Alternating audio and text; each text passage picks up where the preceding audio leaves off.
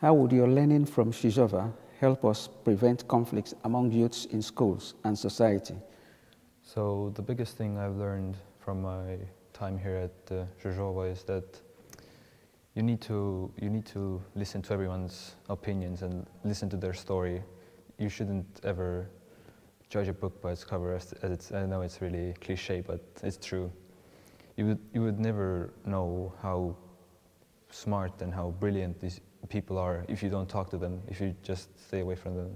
You have to go up to people and start a conversation. So during our time here in Krzyzowa, I've met people who have experienced violence in their home countries and even by their own governments, and how it's affected their lives so much. And you can just see that violence is never an answer to resolve any sort of conflict, and it creates more problems than it creates resolution. I think that what we have learned here will help us a lot to prevent conflicts when we get back home.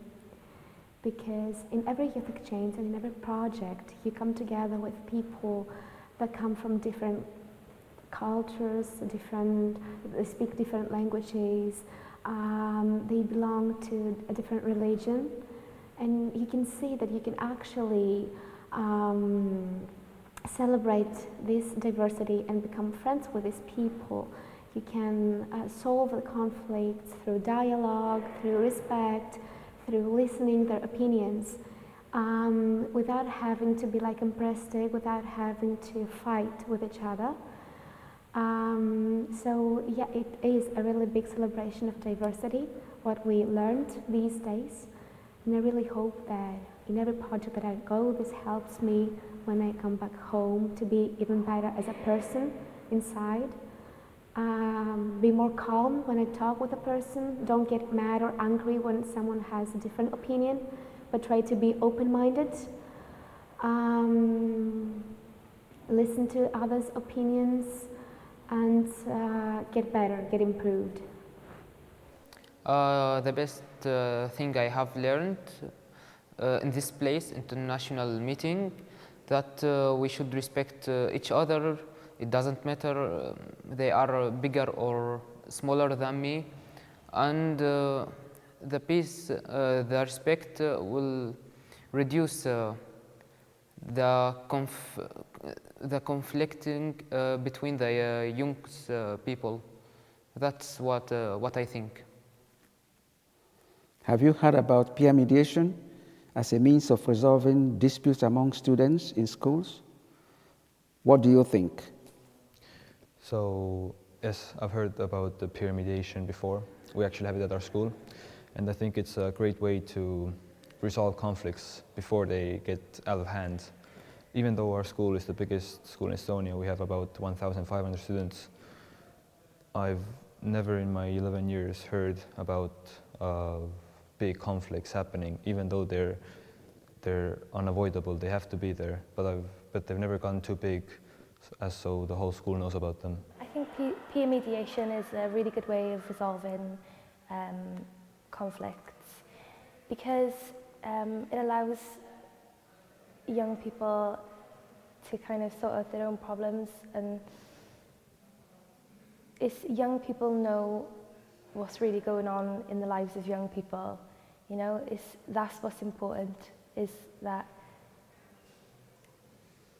young people will know how to resolve the conflicts because they will have experience firsthand of dealing with it and probably have faced it themselves, and also know the language and kind of the ways to communicate with people exactly like themselves, you know.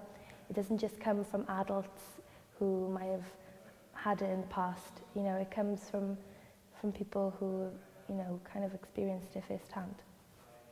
Okay. Non-violence in schools is of utmost importance.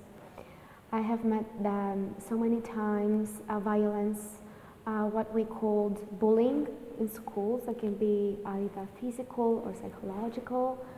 I have not been bullied or something, but I have a lot of friends, familiars, I have actually made some kind of research on my own. This is a really huge problem, and you can never imagine how it will end up with. Children can have suicide, have psychological problems, and they are so afraid to talk and share their feelings.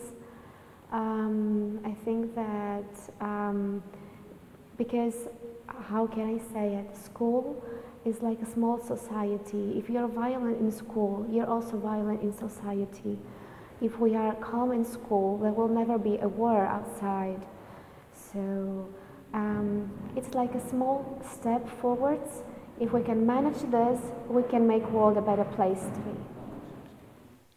I think the best way to resolve this problem is the mediation. It will help reduce or resolve this problem, especially in schools between the young people. What's your view about non-violence in school? I think that non-violence is always the answer.